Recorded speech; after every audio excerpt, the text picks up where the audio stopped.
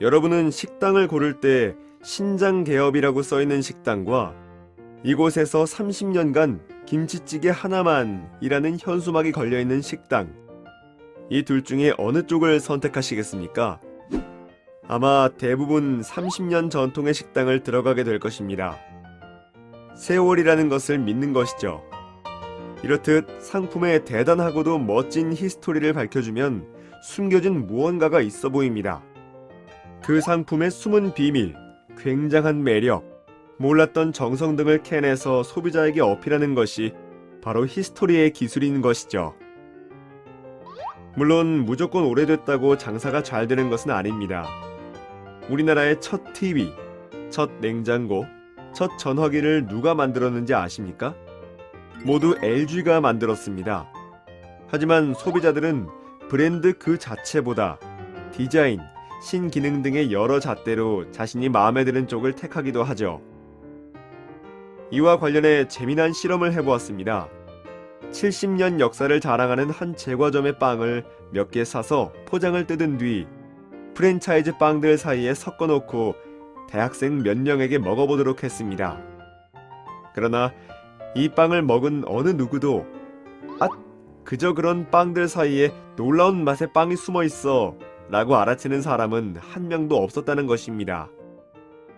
또 요식업 대표 5명에게 100년 역사의 한 설렁탕과 최근 론칭을 준비 중인 설렁탕을 놓고 블라인드 테스트를 진행했습니다. 두 개 모두 이번에 론칭할 신상품 설렁탕이라 속이고 품평을 요청하였죠. 그런데 이 두 제품 모두에 잔인한 혹평이 쏟아졌습니다. 하나는 100년간 한국인의 사랑을 받아온 설렁탕인데도 말이죠. 이는 결국 70년 전통의 빵도 100년 역사의 설렁탕도 다른 제품과 큰 차이가 없다는 것인데요. 그럼에도 불구하고 왜 전통, 역사가 중요한 것일까요? 앞서 이제 갓 개업한 신장 개업 식당과 30년 전통의 식당, 이 두 식당 중 고객이 30년 전통의 식당을 선택하게 된 이유는 무엇일까요? 상품의 히스토리와 세일즈는 어떤 관계가 있는 것일까요? 이번 시간에는 히스토리의 기술에 대해 살펴보도록 하겠습니다. 이번 학습을 마치시면 히스토리 담은 상품의 중요성을 설명할 수 있으며 언어의 불이칭을 이해하고 현업에 적용할 수 있습니다. 또한 상품의 히스토리를 만드는 방법에 대해 알고 설명할 수 있습니다. 그럼 오늘의 주요 세일즈 화법을 확인한 후 학습을 시작해보세요. 안녕하십니까, 장문정입니다. 이번 편은 히스토리의 기술입니다. 한 유통회사에서 상품 의뢰가 들어왔는데요. 첫 미팅을 갔는데 다른 협회 이사 추천이어서 저에 대한 사전 정보가 전혀 없는 겁니다. 그랬더니 이 양반이 잘할 수 있을까 이런 미심쩍어 하는 눈빛들이 그냥 주변에 많은 거예요. 그래서 첫 마디로 시작했죠. 이 바닥에서 유통밥만 20년 이상 먹었습니다. 이렇게 첫 마디로 운을 띄웠습니다. 제 히스토리를 밝힌 거죠. 오랫동안 성공적으로 해왔으니 안심하고 맡기라는 의미였습니다. 히스토리의 기술입니다. 호빵이나 송편이나 만두는 앙 깨물어 먹기 전에는 속을 모르죠. 그래서 탁 깨물었는데 어머 내가 좋아하는 맛이야 이러면 괜히 횡재한 듯한 기분이 들잖아요. 이렇게 상품도 일일이 깨물어 볼 수 있나요? 아유 그럴 수 없죠. 속을 열었을 때 대단한 게 있다는 것을 먼저 알려줘야 됩니다. 어린 시절 탁 깨물고 났는데 단팥이 아니라 야채 호빵이었을 때 느꼈던 재미처럼 우리 상품도 속을 열어보면 뭔가 대단하게 있다 이런 걸 알려주는 거죠. 이게 히스토리 기술입니다. 과자로 예를 들어보죠. 보통 과자는 인스턴트 식품이라고 생각을 하죠. 그런데 히스토리를 밝히면 인식이 달라지죠. 초코파이는 어떻습니까? 5일 동안 숙성시킨 다음에 출고된다는 거 알고 계십니까? 패스트푸드가 아니라 초코파이는 슬로우 푸드구나. 맛동사는요 20시간을 반죽을 하고 숙성을 시킵니다. 이야 이런 정성이 들어가는구나. 과자가 아니네. 리얼 브라우니가 있죠. 초콜릿을 8주 동안이나 숙성시킵니다. 이야 이래서 맛이 진하고 식감도 쫀득하구나. 이런 것들은요 마치 오랫동안 발효해서 깊은 맛을 주니까 진정 좋은 음식입니다. 이런 인식을 심어주잖아요. 몰랐을 땐 몰라요. 알고 나면 달라지죠. 히스토리를 밝히는 겁니다. 자, 이렇게 단순히 뭐가 들었다, 뭐가 오래 이런 거보다는 사실 이 말의 맛을 살리는 게 굉장히 중요해요. 히스토리 기술에서 중요한 거 뭐다? 뭐다? 예, 말의 맛을 살리는 거다. 고속버스 중에서 가장 오래된 곳은 어딜까요? 네, 중앙고속입니다. 중앙고속이 1971년에 시작을 했거든요. 자, 뭐예요? 밋밋하잖아요? 이렇게 얘기하는 거하고 다시 얘기를 해보면 중앙고속은 경부고속도로 개통과 함께 설립이 됐습니다. 고속도로가 깔리면서 가장 먼저 같이 달린 거죠. 당신이 경부선을 타고 다닐 때 중앙고속을 탔다면 그 길과 역사를 함께 했음을 잊지 말아 주십시오. 이렇게 말하는 거죠.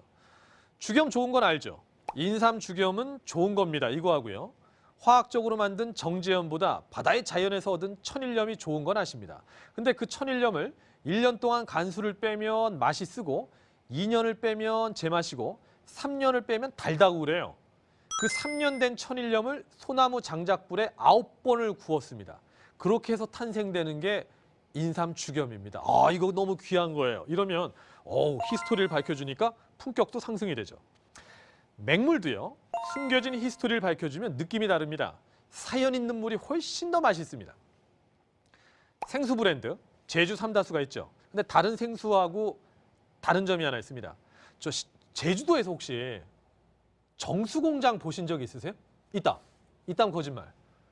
제주도에 정수공장 본 사람 없는데? 그럼 삼다수는 어떻게 만드는 거야? 제주도에는 정수공장이 없어요. 대신에 400m짜리 천연 필터가 있습니다. 제주도 땅은 현무암층하고 송이층이 돼 있거든요. 근데 이 400m나 되는 층이 천연 필터 역할을 합니다. 그러니까 빗물이요.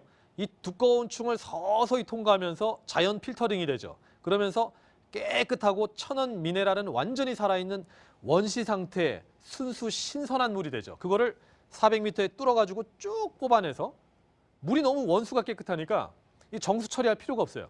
그러니까 단순 살균만 해가지고 당신이 드시는 겁니다. 이야, 자연에 가장 가까운 깨끗한 물을 먹는 거구나. 앞으로 삼다수 먹어야 되겠다. 어때요?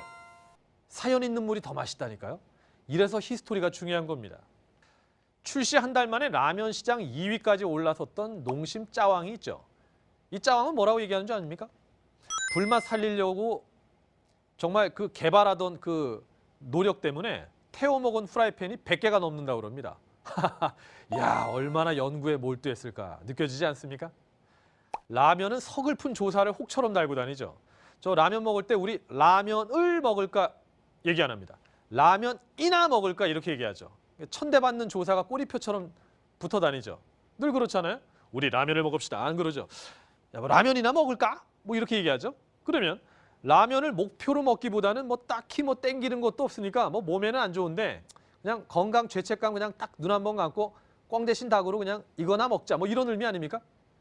이 인식의 중심에는 뭐가 있나요? 바로 합성 조미료만큼 몸에 안 좋다고 인식이 되는 라면 스프가 있습니다. 근데 이 라면 스프의 히스토리를 밝히면 얘기가 달라지죠. 그 대학원생 후배 중에 땡사에 근무하는 친구가 있는데 이 친구 하는 일이 스프 개발하거든요. 그 출근하면 퇴근할 때까지 라면 스프 먹는 이게 직업이에요. 점심도 밥만 먹는데요. 미각을 잃지 않으려고. 하루 종일 라면 스프만 먹습니다. 그래서 제가 물어봤어요. 아니 건강에 너무 나쁘겠다. 그랬더니 뭐라는 줄 압니까? 아유 무슨 말씀하십니까? 라면 스프만큼 좋은 게 어디 있다고요? 제가 뭔 소리야? 신라면 스프는요. 그 전에 해도 아니고 그 해에 생산되는 버섯, 고추 이런 농산물 같은 게요. 완전 산지에서 선별한 신선한 농산물 50가지가 들어간답니다. 대단하죠? 그러니까 라면 한 그릇을 먹으면 한 번에 50가지나 되는 영양 듬뿍 농산물을 먹는 거죠. 이렇게 얘기를 들으니까 야, 느낌이 달라지지 않습니까?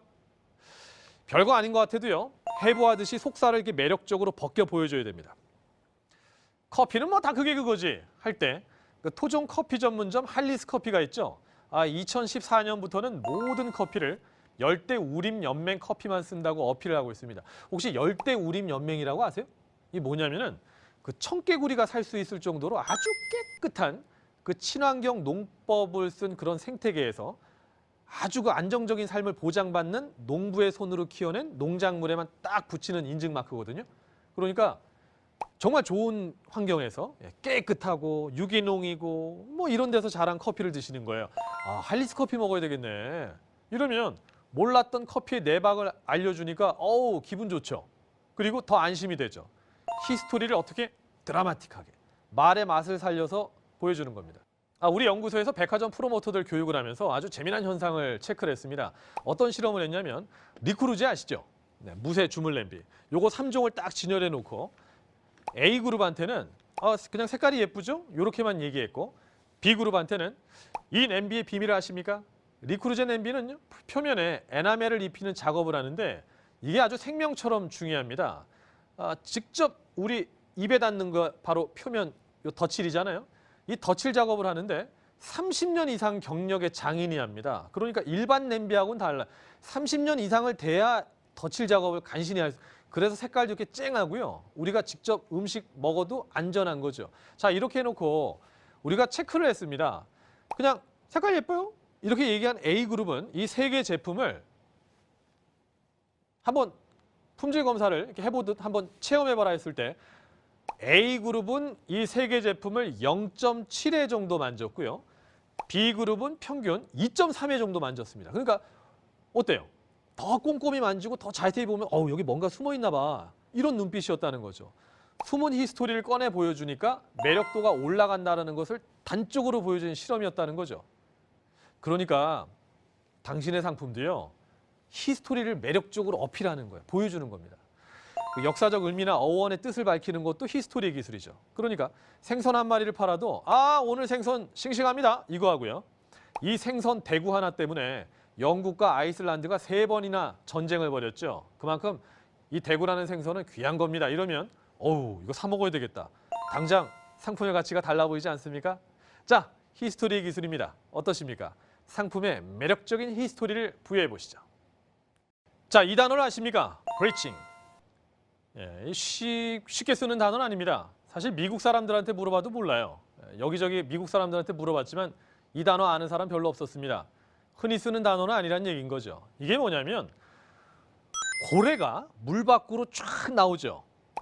흰 수염 고래 같은 경우는 물 밖으로 나오면 장관입니다. 그 다음에 얘가 어떡합니까? 물을 빵 때립니다. 장난 아니죠. 흰 수염 고래는 보통 무게가 150톤입니다. 그 엄청난 산 같은 무게가 쫙 나와가지고 물을 팍 때리면 사람들은 탄성을 지릅니다. 이게 바로 브리칭입니다. 그런데 고래가 물 밖에 나와서 물을 팍 때리는 이 브리칭, 장관인데 얘가 물 속에 있으면 고래인 줄 압니까? 깊은 바닷속에 있으면 모르죠. 고래도 물 위에 올라와야 고래인 줄 안다는 겁니다. 즉, 지금은 브리칭 시대입니다.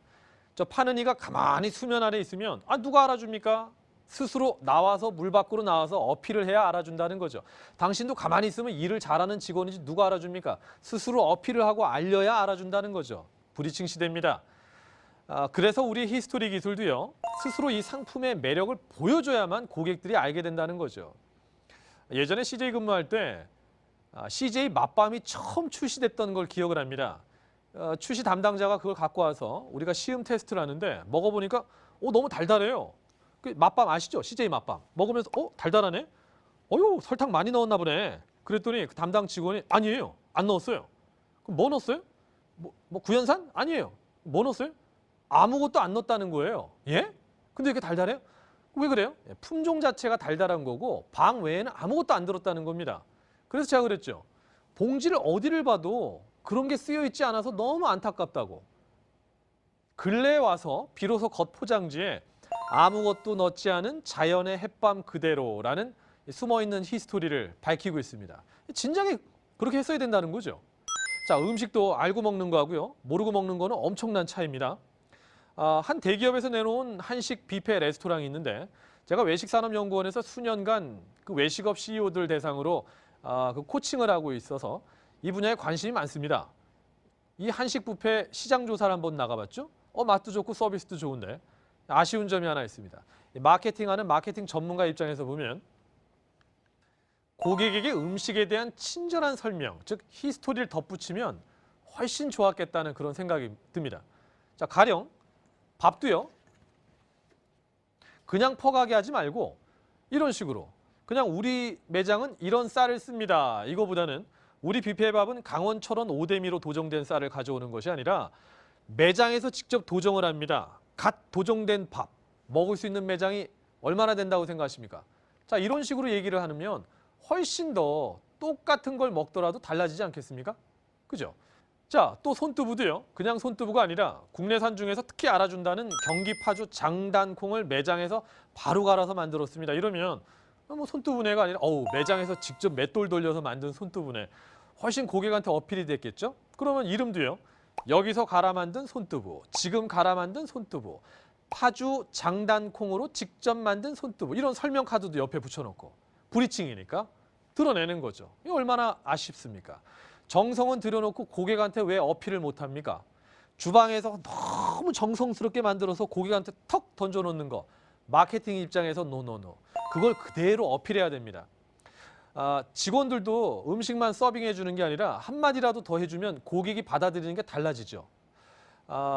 잠실의 한 식당에 들어가서 제가 쌈밥을 시켰는데 그 알바생으로 보이는 이 젊은 여성이 오더니 쌈장을 탁 내놓고 그냥 가는 게 아니에요. 딱 놓고 제 눈을 보면서 하는 말이 18가지 한약재로 만든 특제 쌈장이에요. 이러고 뭐 된장 비스무리한 거 이렇게 놓고 가더라고요. 그러니까 평소 같으면 쳐다도 안 봤을 텐데 18가지 한약재로 만든 특제 쌈장이라고 아주 남김없이 싹싹 다 퍼먹었습니다.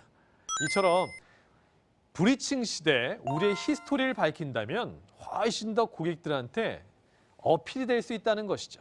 당신도 그렇게 해보시길 바랍니다.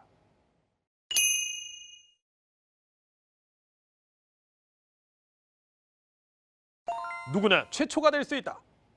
자, 저희 회사를 찾아오는 고객사들은 보통 이 신제품을 들고 오십니다. 그리고 또 보통 오래된 아주 큰 대기업도 있지만 새로 생긴 그 신생 기업들이 대부분이다 보니까 이 히스토리가 전무한 경우가 참 많아요. 하지만 걱정 없죠. 없는 히스토리도 얼마든지 어떻게 하느냐에 따라서 만들 수 있습니다. 자, 물리적인 잣대로는 제일 오래된 회사나 제품은 딱 하나여야 됩니다. 하지만 기준을 어디다 두느냐에 따라 얼마든지 너도 최초, 나도 최초 어필할 수 있다는 거죠. 무슨 말이냐면 모든 면에서 최초인 경우는 드물다는 겁니다. 예를 들어보죠. 가스 활명수가 있습니다. 가스 활명수는 소화제 시장이 넘쳐나지만 1897년 궁중 선전관이던 민병호 선생이 임금이 먹던 궁중 비방을 토대로 개발을 해서 지금까지 118년 동안 84억 병을 판매했습니다. 시장 점유율 70%입니다. 자, 이 가스 활명수는 모든 면에서 다 최초입니다. 4가지 면에서 최초라고 말할 수 있거든요. 첫 번째, 국내 최초 제약회사가 만들었죠. 그다음, 국내 최초 제조회사가 만들었습니다. 동아약품이 만들었으니까. 국내 최초 등록 상품입니다. 활명수. 국내 최초 등록 상표입니다. 부채표. 자, 이러면 모든 면에서 최초인데 이거를 각각의 기준에서 최초를 외치면 너도 나도 최초를 외칠 수 있다는 그런 얘기예요. 예를 들어볼까요? 제약회사는 어디가 최초일까요? 동아약품이 최초라고 합니다. 1897년 동아약방에서 출발했으니까 우리가 국내 최초입니다. 이렇게 얘기하죠. 근데 희한하게 유한양행도 국내 최초라고 얘기합니다.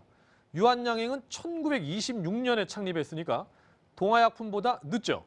근데 뭐라고 얘기하냐면 근대적 제약 공장을 국내 최초로 세웠다고 이렇게 얘기합니다. 또 제약회사로서 연매출 1조를 국내 최초로 달성했다. 최초 맞네. 자, 한국에서 최초 은행은 어딜까요? 신한은행입니다. 1897년 한국 최초의 은행이 한성은행이죠. 거기서부터 시작해서 동일은행, 조흥은행, 신한은행, 신한금융지주 이렇게 이어져 왔으니까 우리가 최초다 얘기하죠. 그런데 2년 늦게 생긴 우리은행도 우리가 최초라고 얘기합니다. 1899년에 대한천일은행부터 시작됐는데 한국 역사상 최초의 민족자본은행을 설립한 1호 은행이다. 이래서 최초라고 얘기합니다. 다 은행. 고종황제도 저축을 했고요. 최초의 민간 자본으로 시작한 최초다. 뭐 이런 식으로 얘기를 하죠. 자, 이런 식으로 기준을 어디다 두느냐에 따라서 당신께서도 우리 상품을 얼마든지 그 최초라는 그 히스토리를 만들 수 있다는 얘기예요. 상대적으로 좀 밀리는 역사가 있다? 그럼 다른 측면으로 극복해버리면 되는 거죠. 예를 들어 에르메스 향수가 있죠. 근데 에르메스 향수보다도 더 오래된 향수 브랜드가 굉장히 많습니다. 그러면 다른 측면에서 히스토리를 담으면 되죠. 만약에 50년 전 구식 옷을 지금 입고 다닌다면 웃긴 사람 될 겁니다. 옷도 시대 트렌드에 맞게 입듯이 향수도 똑같습니다. 그 에르메스는 1951년부터 그 시대의 최고 조향사와 작업을 해오고 있습니다. 자, 이렇게 얘기하면 다른 측면에서 강조하고 있는 거죠. 불수원이라고 아십니까? 자동차 용품을 전문으로 취급하는 중소기업입니다. 마케팅 자문위원으로 한 달에 한 번씩 본사회의 미팅을 하러 가는데 자문이 끝나고 오는데 저 CEO께서 이 선물이라면서 이 쇼핑백을 하나 주셔요. 이게 뭐예요? 열어봤더니 저희 회사에서 새롭게 론칭을 하려고 하는 향수입니다. 뭐죠? 이게 봤더니 불수원 하면 그동안에 이제 자동차 부자재 요 이미지가 떠올라서 늘 저는 마케팅 자문을 하면서 인식의 영역을 확장시켜야 기업이 성장할 수 있다고 얘기를 했습니다. 그래서 불수원의 앞으로 나아갈 방향은 산업재 부품재가 아니라 생활 속 기업이 돼야 된다. 늘 조언했었습니다. 그래서 이제는 우리는 자동차 용품이 아니라 향수도 취급하는 이렇게 되는 거죠. 페라리에서 향수 만드는 거 알고 계십니까? 아니 근데 불수원이라고 향수를 왜 못 만들어요? 향수 브랜드를 지금 만들어서 선보이면 역사가 약할 수 있죠. 그래서 불수원에서 탄생한 이 불수원의 향수 브랜드가 센틀리에인데 이 센틀리에가 창립이 된 지 지금 몇 년 안 됐습니다. 그런데 이런 식으로 히스토리를 만들었습니다. 한번 보실까요? 1533년 뭐 일단 먹고 들어가죠. 이야 1533년 뭐야 이거? 뭐 여왕을 위해서 만들던 프랑스 왕실 조향사 이 사람이 한 사람만을 위해서 정말 열정과 정성을 모방할 수 없는 그 철학 500년을 이어온 조향 비밀과 함께 열정을 담아 당신의 향기로 다시 태어남 이게 이 제품의 문구라고요. 자 이렇게 되면 벌써 창립된 지는 지금 몇 년 안 됐지만 벌써 수백 년의 역사를 히스토리 이렇게 만들어 보일 수 있잖아요. 한 사람을 위한 한 방울. 컨셉도 좋고 언어 포장도 하고 굉장히 오랜 역사도 느껴지고. 자 이러면 소비자들은 일단은 믿고 들어갑니다. 시간의 오랜 역사 여기에서 사람들은 지갑을 열게 되죠. 어느 날 그 미국의 한 제조업 제품을 수입해서 파는 사장님하고 이 상품 같은 미팅을 했는데요. 이 사장님이 한 2년밖에 안 된 상품을 가지고 왔어요. 야, 이걸 소비자한테 어필을 해야 되는데 히스토리가 없다는 겁니다. 이제 2년 된 회사인데 누가 이 제품을 사겠습니까? 믿고 살려면 뭐 다른 제품들은 지금 뭐 50년 뭐 이렇게 됐는 100년 뭐 이런 상품인데 우리 상품은 너무 역사가 짧아요. 어떻게 하면 좋을까요? 장 사장님. 자, 그래서 제가 제품 라벨을 살짝 완전히 바꿔줬습니다. 우선 제품 라벨을 앤틱하고요. 아주 고급지게 만들어 놓고 그 밑에 신스 1492 이렇게 붙여놓은 거죠. 1492가 뭡니까? 콜럼버스의 신대륙 발견 날짜입니다. 그리고 나서 출시된 신제품을 이렇게 만든 걸 봤는데 이거 뭐 수백 년은 묵은 것처럼 보이더라고요. 히스토리를 만드는 거죠. 신생 패션 브랜드들도요. 이런 방법 굉장히 많이 씁니다. 예를 들면 뭐 수십 년 전에 활동했던 디자이너 이름, 유명인, 스포츠 스타의 이름을 빌려 쓰죠. 그러면서 그 사람이 활동했던 당시의 연도를 마치 제품 역사인 양 갖다 씁니다. 예를 들면 뭐 1950년 이탈리아 명품 가방 수석 디자이너의 정신을 계승해서 어쩌고 저쩌고 뭐 이러면 이 회사가 한 1950년부터 생겼나 보다. 오래 생긴 건데도 그럴 수 있다는 거죠. 지금 장문정의 강의를 이렇게 뜩 듣다 보면 무조건 오래된 게 중요한가 보다. 최초가 중요한가 보다. 아니요. 오해하시면 안 돼요. 중요한 원칙이 하나 있습니다. 저희가 상품 컨설팅을 해줄 때 히스토리 기술의 원칙이 하나 있습니다. 최초를 강조하더라도 요걸 잊지 마세요. 그때부터 최초는 약이고요. 지금부터 최초는 독입니다. 그때부터 최초는 약인데 지금부터 최초는 독이 될 수 있다고? 이런 원칙이 있을 수 있다는 거죠. 자, 무슨 말인가? 좀 설명을 들어보죠.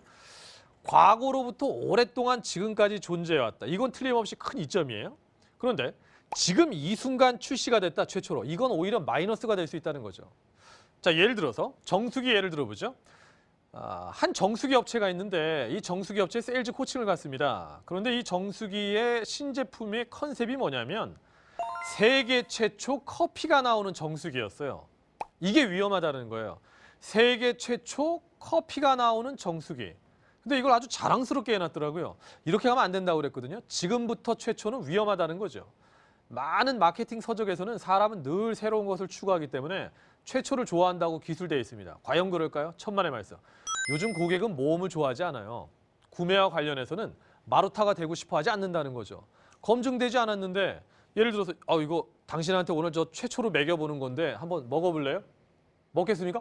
아니죠. 이래서 지금부터 최초는 아니라는 거예요. 고객을 만난 보험 설계사가 제가 이 업을 시작한 지 이제 시작이라서 저 고객님이 제 첫 고객이시라서 제가 6개월밖에 안 돼서 저도 배우는 중이라서 아무튼 열심히 하겠습니다. 자, 어떤 느낌 듭니까? 그 열정을 높이 사서 당신의 그 열정을 보고 나는 내 돈을 맡기게, 이런 시절은 갔죠. 저 초보에게 내 돈 함부로 맡길 수 있다고 생각하십니까? 절대 그렇지 않죠. 제가 30년 동안 이걸 해왔는데요. 최초로. 이건 괜찮죠. 그래서 다시 한번 강조하자면 그때부터 최초는 괜찮고 지금부터 최초는 독이 될 수 있다는 겁니다. 그래서 지금 어떤 새로운 상품이 있다면 그 상품을 지금부터의 히스토리를 만드는 것이 아니라 예전부터의 히스토리로 변신을 시켜주셔야 된다는 거죠. 이게 히스토리 기술에서 아주 중요한 포인트라고 보시면 되겠습니다. 자, 하지만 무조건 지금부터 최초가 또 나쁜 것만도 또 아니에요. 자, 드럼 세탁기의 문제가 뭡니까? 세탁 중에 추가로 빨래를 넣을 수 없다는 거죠. 근데 삼성의 드럼 세탁기 애드워시가 있습니다. 드럼 세탁기인데도 세탁 중에 세탁물을 넣을 수가 있어요. 작은 윈도우가 있거든요. 이걸 세계 최초로 내놨어요. 지금 잘 팔립니다. 호평받고. 저 커피가 나오는 정수기 아까 세계 최초 그거하고 이 애드워시야. 이 뭐가 다른 걸까요? 둘 다 지금부터 최초인데. 자, 전자는 물을 마시는 행위와 커피를 마시는 행위는 다른 개념으로 봐야 됩니다. 정수기는 커피 머신하고 사용 목적이 원천적으로 다르죠. 그러니까 다른 제품군이라서 정수기 구매 목적으로 사는 사람에게 커피도 마셔라. 이건 모험을 권하는 거죠. 근데 후자는 빨래라는 동일한 목적 안에서 단지 삶의 불편함을 해소한 추가 기능을 덧댄 확장성 개념으로 봐야 됩니다. 그러니까 이런 건 또 괜찮다는 거죠. 그래서 무작정 일방적인 그 최초, 이건 독이 될 수 있으니까 이걸 잘 생각하셔야 됩니다. 자, 이번 기술에서는 보신 것처럼 히스토리 기술을 배웠습니다. 최고를 강조하는 거, 최고가 최고라는 거. 그런데 이거 최고를 어떻게 또 언어 포장을 할 수 있는가? 야, 이런 방법이 있었구나. 다양한 마케팅 사례들을 또 살펴봤습니다. 누구나 최초가 될 수 있고 브리칭 시대라는 거죠. 상품의 이면을 쫙 드러내서 고객한테 멋있게 쫙 보여주면 고객은 띵 이러고 더욱더 우리 상품에 호감을 갖게 될 겁니다. 상품의 멋진 히스토리를 입혀보십시오. 횟집 수족관을 전문으로 제작하는 한 업체가 있습니다.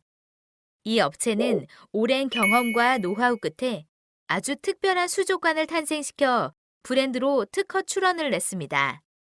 이 수족관의 개념은 이렇습니다. 모든 수족관은 기포기를 넣어 인공산소를 투입합니다. 그런데 드넓은 바다에서 뛰놀던 물고기들이 좁은 공간에 들어오고 인공산소를 마시게 되면서 스트레스 받아 빨리 죽게 되고 또 물도 빨리 더러워집니다. 하지만 이 특허 수족관은 인공산소가 아닌 자연산소를 넣는 방식이라 용존 산소량이 높아져 물고기들이 숨쉬기가 편해지고 활동도 좋아져서 육질과 맛도 좋아졌습니다. 또 이 수족관은 물속의 노폐물을 효율적으로 배출을 시켜서 물이 깨끗하기에 추가로 항생제를 넣을 필요도 없고 물고기들도 잘 죽지 않게 되었습니다. 그런데 안타깝게도 이 수족관을 개발한 업체 사장은 이 놀라운 능력에 대해 전혀 홍보하지 않습니다. 회를 먹으러 온 손님들은 이 집 회는 이상하게 맛있다고 입을 모으는데 손님들은 그 이유를 알 길이 없습니다. 수족관 앞에 스티커로 항생제를 넣지 않고 자연산소로 가동되며 늘 깨끗하게 정화되는 수족관입니다.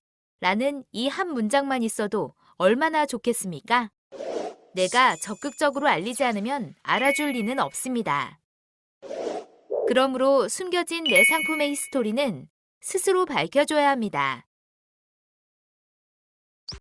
단순히 오래되었다고 말하는 것만이 마케팅의 정답은 아닙니다.